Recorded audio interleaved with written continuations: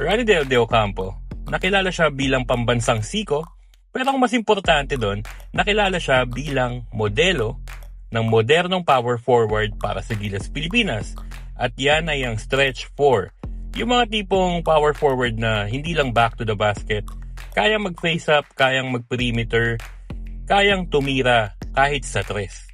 At simula nga nun, naging parang requirements na talaga na magkaroon ng stretch 4 sa team.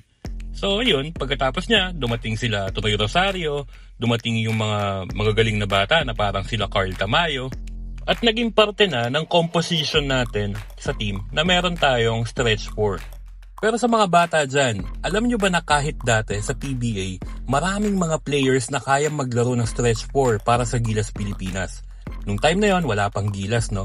Pero marami tayong mga players na kayang maglaro ng stretch 4. At yan ang pag-uusapan natin ngayon, pipili lang ako ng dalawa.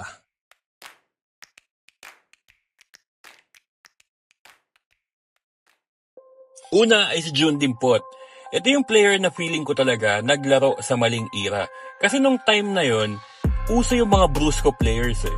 Doon mo nga makikita sila Bonel Balingit, sila Chris Bolado, Noli Locsin, di ba? Dennis Espino.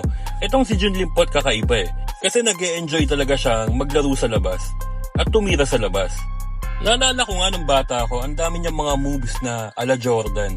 Kung meron lang Gilas nun at na-develop pa tong si June Limpot, nagkaroon ng long-term national team program, ang daming papahirapan nito na kalaban natin sa Asia. And who knows, baka kaya rin niya mag-perform sa Worlds.